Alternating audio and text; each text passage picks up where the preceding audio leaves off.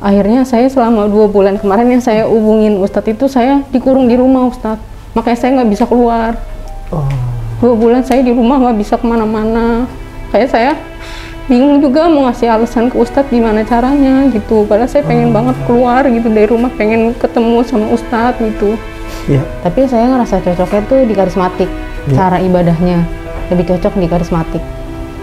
Nah sampai itu saya ada di momen saya bertanya-tanya, di dalam kitab itu kan, di Alkitab itu ada tulisan Allah ya.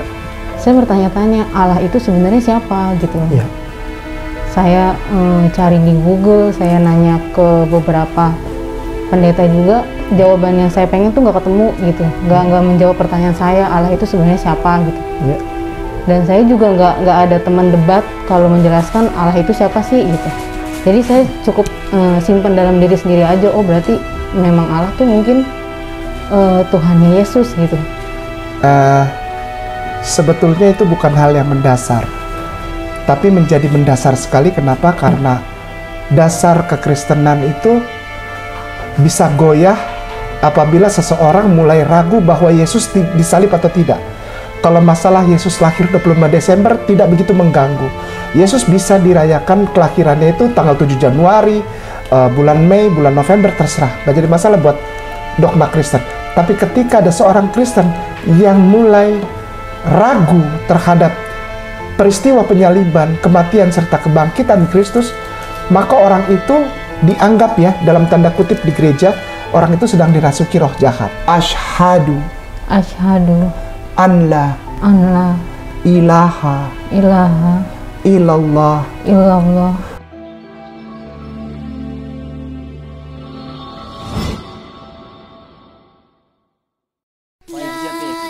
Gerakan kurban tidak biasa untuk mu'alaf di pedalaman.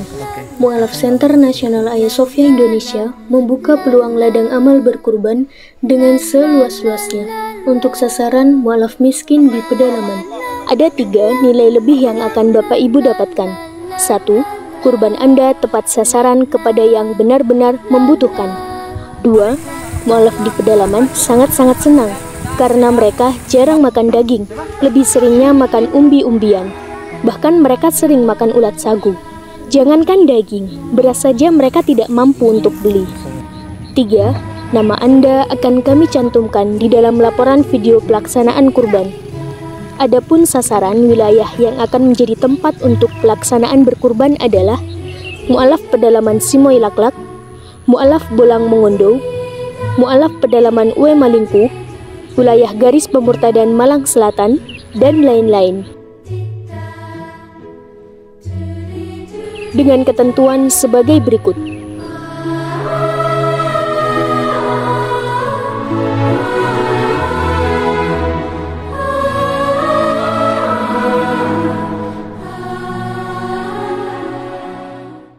Bismillahirrahmanirrahim. Assalamualaikum warahmatullahi wabarakatuh. Waalaikumsalam. Alhamdulillahi wa kafa. Wassalatu wassalamu ala nabiyil mustafa wa ala alihi wa sahbihi wa asdiqihi wal wafa. Allahumma salli ala Sayyidina Muhammad wa ala alihi wa ashabihi ajma'in. Asyhadu an la ilaha illallah wahdahu la syarika lah wa asyhadu anna Muhammadan abduhu wa rasuluh. Rabbi shrah li sadri wa yassir li amri wahlul 'uqdatam min lisani yafqahu qawli. Yang terhormat para hadirin, para alim ulama, para tuan guru, puan guru yang ada di lokasi ini. Kami ada di Victus Restoran di Tebet, Jakarta Selatan, dan tempat ini semoga diberkahi oleh Allah Subhanahu wa taala karena pada sore hari ini berlangsung kegiatan pensyahadatan masuk Islam saudara kami, keluarga kami dari daerah sana datang, dan identitas untuk sementara kami hidden dulu karena untuk menjaga kondusivitas daripada mu'alaf ini agar tetap terjalin dengan baik silaturahim dan seterusnya dengan keluarga. Para hadirin penonton sekalian, ini saya akan berbincang-bincang dengan ukhti saudari kami Mbak, apa yang memutuskan, yang mendasari Mbak, ya, Anda untuk datang pada hari ini untuk masuk Islam? Saya mengenal Mbak ini sudah beberapa yang lalu ya, sudah berapa bulan yang kemarin tuh, karena memang tarik ulur ya, dan waktu itu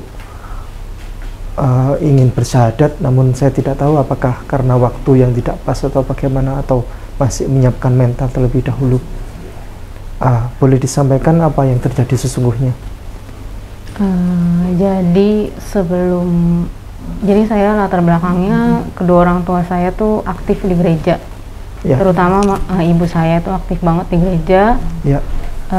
Orang tua saya di HKBP, saya gereja karismatik. Ya. Boleh dibantu mic-nya dinaikkan ke atas agar suaranya bisa jelas. Oke. Saya gereja di karismatik tuh, ayah saya tuh nggak suka banget karena menurut dia tuh terlalu beda sama jalurnya dia di HKBP. Yeah. Tapi saya ngerasa cocoknya tuh di karismatik. Yeah. Cara ibadahnya lebih cocok di karismatik. Nah, sampai itu saya ada di momen saya bertanya-tanya, di dalam kitab itu kan, di Alkitab itu ada tulisan Allah ya. Yeah. Saya bertanya-tanya, Allah itu sebenarnya siapa gitu loh. Yeah. Saya cari di Google, saya nanya ke beberapa pendeta juga, jawaban yang saya pengen tuh nggak ketemu gitu, nggak menjawab pertanyaan saya, Allah itu sebenarnya siapa gitu. Yeah. Dan saya juga nggak ada teman debat kalau menjelaskan Allah itu siapa sih gitu. Jadi saya cukup simpan dalam diri sendiri aja, oh berarti memang Allah tuh mungkin Tuhannya Yesus gitu. Tapi kok Yesus bilang Tuhan, tapi dia kok punya Tuhan gitu loh. Kayak dia Tuhan, tapi kenapa dia nyembah Tuhan juga gitu. Itu yang buat saya bertanya-tanya kan. Sampai di momen saya menurut saya tuh Muslim itu kayak hal yang tabu lah buat saya gitu. Saya nggak banyak belajar Muslim gitulah, nggak banyak menyentuh soal-soal Islam juga selama saya dulu. Terus sampai di momen saya ketemu sama pasangan saya, dia tuh orang Muslim. Itu yang ngebuat pandangan saya tuh terbuka soal Muslim. Jadi keluarganya tuh baik banget sama saya, kayak welcome banget lah, nggak membedakan walaupun saya tuh beda agama gitu. Jadi saya mikir, oh berarti Muslim seterbuka itu gitu loh, open mind banget. Ternyata umat-umat Muslim itu nggak rasis lah gitu ibaratnya. Sedangkan keluarga saya ke Muslim itu tuh kayak udah kayak nggak mau ikut campur gitu, kayak bisa dibilang fanatik lah orang tua saya gitu. Jadi saya enggak kok, kayaknya Muslim nggak segitunya gitu loh. Akhirnya selama saya punya pasangan yang beda agama itu nggak pernah nyentuh soal agama saya, nggak pernah kayak maksa ayo ikut ke Muslim tuh, nggak pernah. Itu malah yang ngebuat saya kok adem banget ya, maksudnya nggak pernah dipaksa-paksa gitu. Ya udah kalau memang udah jalannya pasti ntar masuk kok, kata pasangan saya gitu. Akhirnya ada di mana momen orang tua saya tahu kalau saya punya pasangan tuh yang beda agama, dan bener-bener menentang banget. Sampai pasangan saya tuh disuruh datang ke rumah, ya intinya kayak di sidang gitulah. Kalau misalkan dibilang gini sama ayah saya, kalau sampai masuk Muslim, nggak akan saya anggap jadi anak, akan saya usir dari rumah, katanya gitu kan. Terus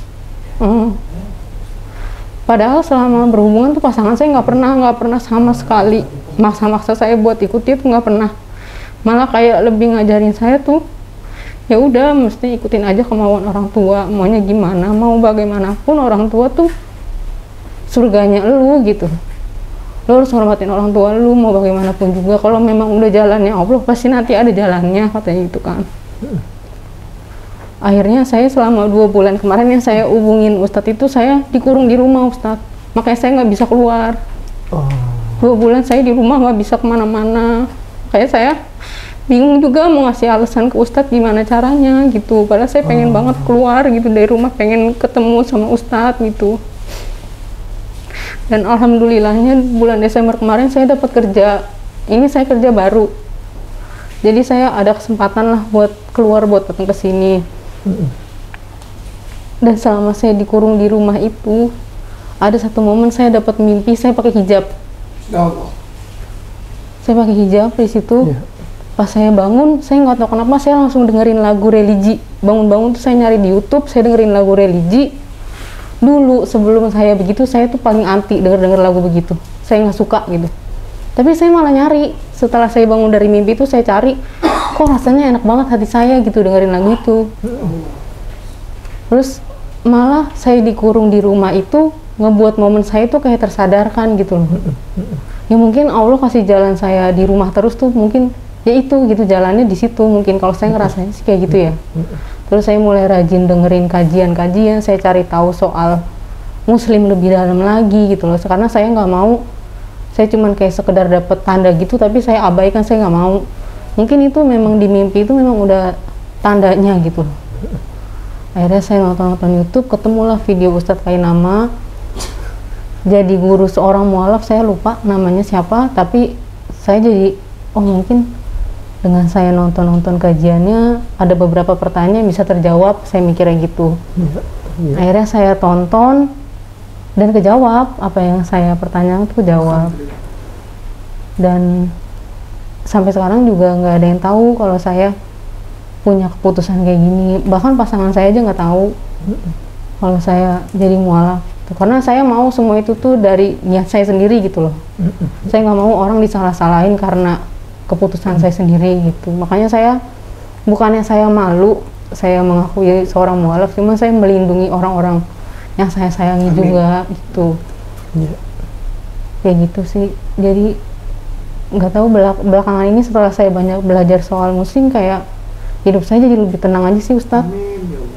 Iya, makanya saya sebenarnya tuh bulan-bulan kemarin pengen cepet-cepet syahadat, cuman karena saya nggak dibolehin keluar rumah, orang tua juga kayak membatasi saya buat keluar gitu. Jadi saya juga nggak dapet kesempatan gitu. Ya gitu sih ceritanya. Mbak sudah siap menerima apapun resikonya? Insya Allah saya udah terima. Karena menurut saya mengikut Allah itu nggak mungkin hidup jadi gampang, malah mungkin di depan sana rintangannya malah lebih banyak. Tapi mungkin itu momennya ngebuat saya tuh jadi lebih kuat imannya sih mungkin. Amin ya Allah. Lebih semangat. Ya. Dan Mbak bermimpi itu sebagaimana yang Bible ajarkan, 1 Korintus pasal 11 ayat 5-6 tentang kewajiban berhijab. Hukuman buat orang yang tidak berhijab itu di Bible itu wajib dicukur habis rambutnya. Jadi kalau mau tidak ingin dicukur habis rambutnya karena itu kehormatan, maka wajiblah ia menutup rambutnya. Nah, itu sebenarnya ajaran Bible, ajaran kebenaran yang justru tidak diaplikasikan, tidak dipraktekkan oleh saudara-saudara kita dari Kristen Katolik. Justru kami umat Islam yang mengaplikasikan ajaran Bible itu. Barangkali Mbak punya pertanyaan-pertanyaan yang mau disampaikan kepada Ustadz Kainama tentunya. Silakan. Ada beberapa hal sih Ustadz yang pengen saya tanyain. Saya sempat nonton di video di YouTube itu, kalau bener nggak sih kalau ternyata yang disalipin itu tuh bukan Yesus tapi Yudas Iskariot. Baik. Dan itu tuh dipalsukan. Baik. Sebetulnya itu bukan hal yang mendasar, tapi menjadi mendasar sekali. Kenapa? Karena dasar kekristenan itu bisa goyah apabila seseorang mulai ragu bahwa Yesus disalib atau tidak. Kalau masalah Yesus lahir 25 Desember tidak begitu mengganggu. Yesus bisa dirayakan kelahirannya itu tanggal 7 Januari, bulan Mei, bulan November, terserah. Gak jadi masalah buat dogma Kristen. Tapi ketika ada seorang Kristen yang mulai ragu terhadap peristiwa penyaliban, kematian, serta kebangkitan Kristus, maka orang itu dianggap, ya, dalam tanda kutip di gereja, orang itu sedang dirasuki roh jahat. Iya, pastilah kalau tidak itu. Begini, menjadi pertanyaan apakah benar Yesus disalib. Dan pertanyaan ini bukanlah datang dari luar agama Kristen atau penganut agama Kristen. Justru lebih banyak didapati oleh orang-orang yang beriman Kristen. Kenapa? Ketika terjadi seorang Kristen menemui peristiwa Yesus disalib lalu berteriak, Eli Eli lama sabachthani, atau dalam bahasa aslinya, ya ilahi lama azabtani. Mengapa dia berteriak kepada Tuhan, Tuhan, mengapa engkau meninggalkan aku? Atau dalam bahasa Ibraninya, Eli Eli lama azabtani, ya Tuhanku, mengapa engkau mengazab aku?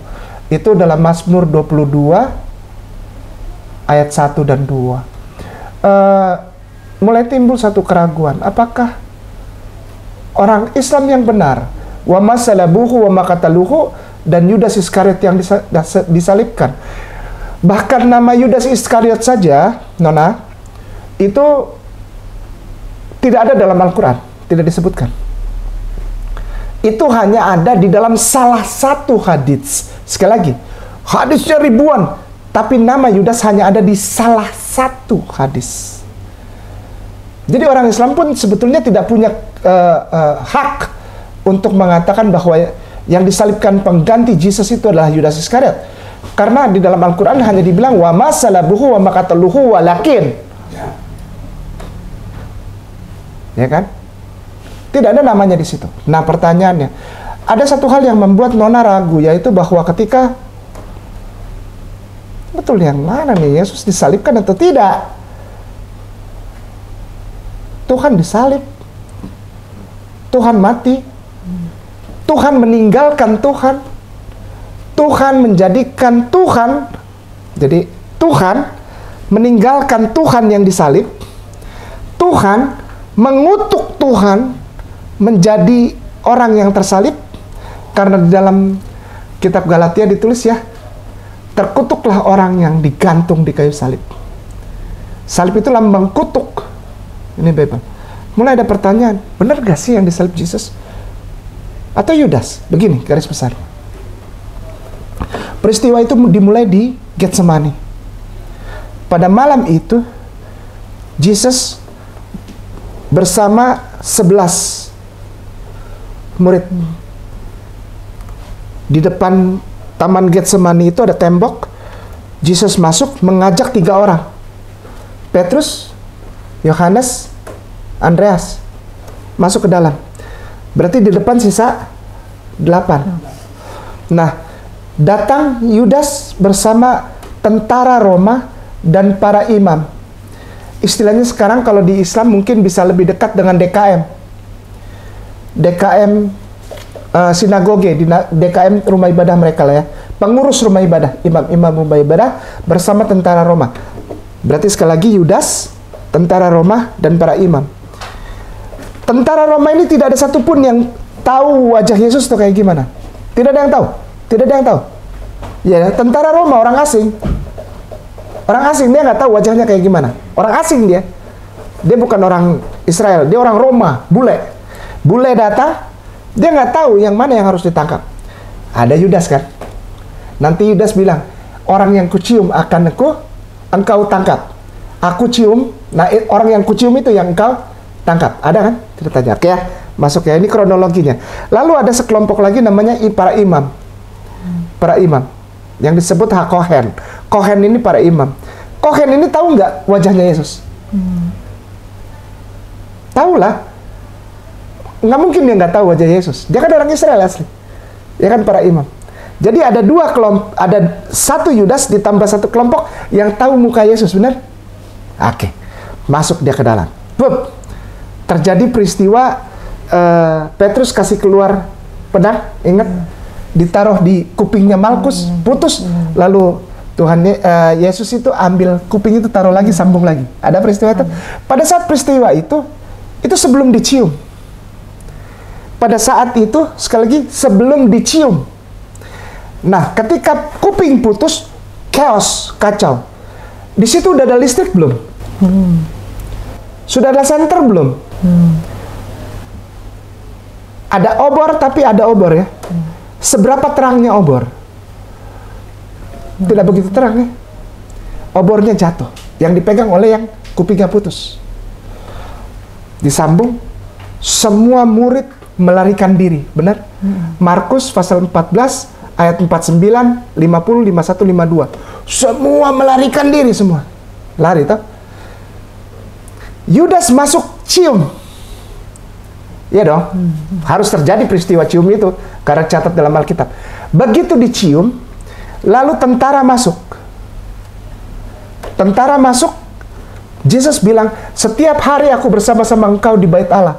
Mengapa engkau tidak menangkap aku? Dan sekarang kau datang bersama tentara dan membawa pentungan. Engkau membuat aku nampak seperti pencuri." Yesus ngomong gitu. Tentara masuk mau tangkap dia, ya kan? Tentara mau tangkap dia, tapi mereka tentara ini lihat nggak yang dicium Yudas itu kelihatan nggak? Tidak. Alkitab tidak mencatat itu. Belum ada listrik, belum ada lampu taman. Obor mati. Gelap total itu di Getsemani. Taman zaman dulu, hutan, pohon-pohon. Tentara Roma tidak pernah lihat siapa yang dicium Yudas. Tidak ada itu di situ. Kitab Yohanes menuliskan itu. Seseorang berkata begini, "Siapa yang kau cari?" Lalu tentara Roma bilang, "Yesus orang Nazaret." "Ini aku." Diam, gak ada yang nangkap. Ditanya lagi sama yang suaranya mengaku Yesus itu, "Siapa yang engkau cari?" "Yesus orang Nazaret." "Ini aku." Tapi tentara diam saja. Yohanes terakhir itu.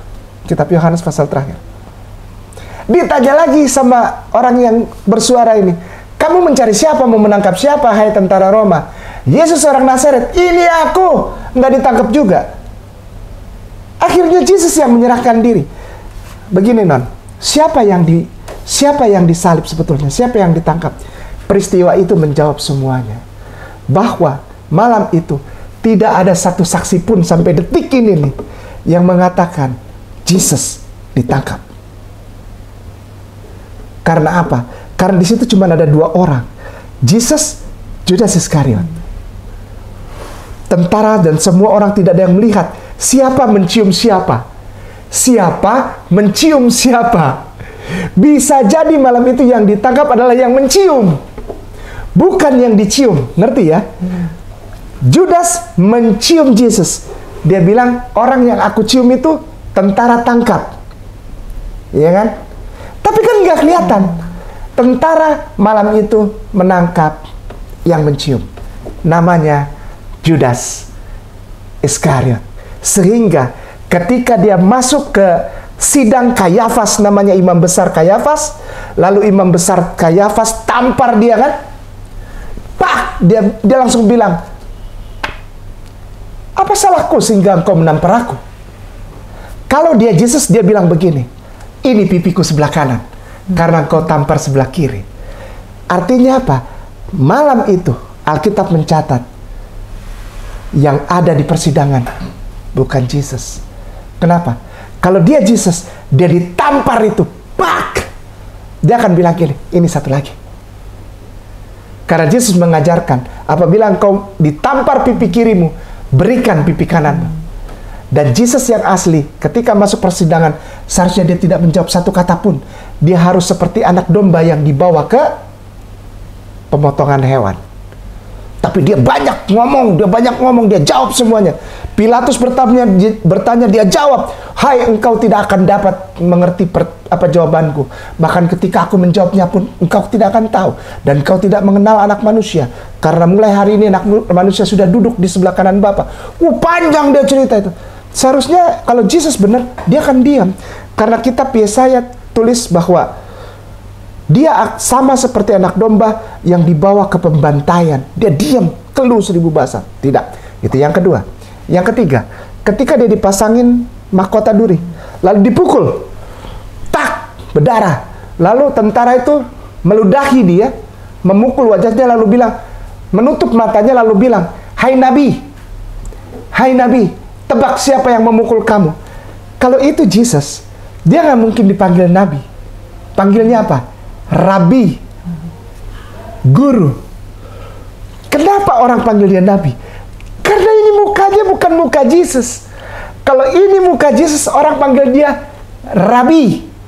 Rabi. Semua orang panggil dia Rabi, betul? Bahkan sampai Maria Magdalena panggil dia Rabuni. Artinya guruku, ustadku. Tapi kenapa di situ ditulis dipukul palanya, tak berdarah, diludahin, ditutup matanya, ditonjok. Terus dibilang, hai Nabi, tebak siapa yang menganiaya kamu? Nabi. Ini bukan Nabi. Ini Kristus. Ini Rabi. Kenapa orang itu tidak kenal? Kayafas itu tidak kenal dia. Yang terakhir, yang ketiga. Ketika pikul salib, jalan namanya Via Dolorosa. Yesus pikul salib jatuh. Lalu ada seorang yang namanya Simon dari Kirene. Kirene itu di Libya, orang Arab, tinggi besar. Namanya Simon dari Kirene. Tiba-tiba tentara datang, paksa Simon dari Kirene pikul itu salib. Alkitab tidak mencatat. Sekali lagi nih, pelan-pelan nih. Ini detail nih. Karena pertanyaannya bahaya. Kalau kita salah jawab, kita fitnah jatuhnya. Bisa dituntut kita. Ada seorang, pernah dengar Simon dari Kirene? Simon dari Kirene. Simon orang Kirenian. Orang Libya. Besar, tinggi, besar. 2 meter lebih. Orang Arab. Dia di situ, Yesus jatuh pikul salib. Tentara Roma bilang, hei kamu, ambil. Pernah dengar kan cerita itu? Simon dari Kirene pikul itu. Alkitab tidak pernah mencatat Simon Kirene pikul salibnya sampai mana. Apa cuma dari situ sampai Golgota? Atau pada saat dipaku itu, apakah Yesus atau Simon? Yang terakhir. Di dalam Matius pasal 26, ayatnya yang ke-7 kalau nggak salah. Di situ ada 2 Yesus. Yang satu namanya Yesus Kristus, yang kedua namanya Yesus Barabas. Pernah dengar? Pertanyaannya, siapa yang disalib? Yesus Barabas, Simon dari Kirene, atau Yudas Iskariot? Alkitab sampai dengan Eli lama sabachthani tidak pernah mencatat itu. Kesimpulannya apa? Bukan kayak nama bikin kesimpulan. Kesimpulannya justru dari Alkitab. Yesusmu tidak pernah disalib. Buktinya apa? Beliau datang tengah malam ketika murid sedang berkumpul dan ada Thomas di situ. Thomas yang tidak percaya. Thomas dipanggil, mari cucukkan jarimu ke tanganku dan ke lambungku. Berbahagialah mereka yang tidak melihat tapi percaya. Tidak seperti engkau Thomas, engkau melihat dulu baru percaya. Ada nggak dikasih ayatnya di situ? Satu kata aja. Thomas memasukkan jarinya ke lubang. Tidak ada. Artinya di situ tidak ada lubang. Tidak ada. Baru Thomas kaget kan begitu dia pegang lambung dan pegang ininya. Nggak ada lubang, nggak ada luka, nggak ada. Dia kaget, dia bilang apa? Ya Allah, ya Rabbi. Ya kan? Ya Allahku, ya Tuhanku. Kaget dia itu. Bukan mengucapkan bahwa Yesus adalah Tuhan dan Allah, bukan. Kaget dia. Karena apa? Yesus ambil tangannya dia. Ayo, sini. Colok. Kalau memang betul itu terjadi ada lubang, Alkitab pasti mencatat. Mencatat apa? Maka masuklah jari telunjuk Thomas ke dalam lubang di lambungnya. Ini enggak ada. Begitu ditaruh tangannya, Thomas cuma bilang apa? Ya Allah, ya Rabbi, ya Allah, ya Rabbi. Kaget dia. Malam itu Thomas kaget. Dan Thomas menjadi saksi pertama bahwa Yesus tidak pernah dipaku. Hari ini engkau mendapatkan pencerahan bukan dari Kainama, tapi dari Biblemu sendiri, non. Yang selama ini engkau simpan, itu adalah tanda bahwa yang membuat engkau datang ke sini ketemu Ustadz Ipung, Bapak Dances, dan semua Tuan Guru untuk mengucapkan 2 kalimat syahadat. Bukan orang, bukan YouTube-nya Kainama, bukan. Siapa yang bikin engkau datang ke sini? Yesusmu. Karena apa? Timbul pertanyaan di dalam hatimu. Yesus, kau disalib nggak sih? Dia menjawab engkau hari ini, non. Yang jawab kamu tuh bukan Kainama, yang jawab kamu tuh Yesus sendiri. Yesus tidak pernah mati. Yesus adalah nabi yang mulia di hadapan Allah. Masa ketika dia berteriak di Getsemani, "Bapa, jikalau mungkin cawan ini lalu daripadaku," itu keringat aja sampai jadi kayak darah, bener gak? Dia takut, dia nangis, dia bilang, Bapak, aku takut ini. Takut dia. Karena dia tahu dia kalau dapat sama Roma habis dia dipaku. "Bapak, tolong ya Allah, aku takut banget ini, takut. Selamatkan aku. Jikalau mungkin cawan ini lalu daripadaku, tapi bukan kehendakku yang jadi, melainkan kehendakmu." Apakah Allah itu, Bapaknya Yesus, berkehendak melihat anaknya dipaku untuk dosa orang-orang yang tidak dia kenal? Para penjinah, para pemakan babi kecap, para pemakan RW, dogi diketok-ketok, minum cap tikus sampai miring di dalam kebaktian. Apa itu orang dosanya ditanggung oleh yang mulia, Yesus yang suci? Tidak. Bapa menghukum orang yang berbuat salah. Yesaya 18 ayat 20 bilang, "Biarlah orang yang berdosa yang menanggung kesalahannya. Orang yang tidak berdosa mendapat berkat." Betul? Malam itu, malaikat turun di Getsemani, bilang, "Jesus, you're saved. And you've been heard." Engkau didengar.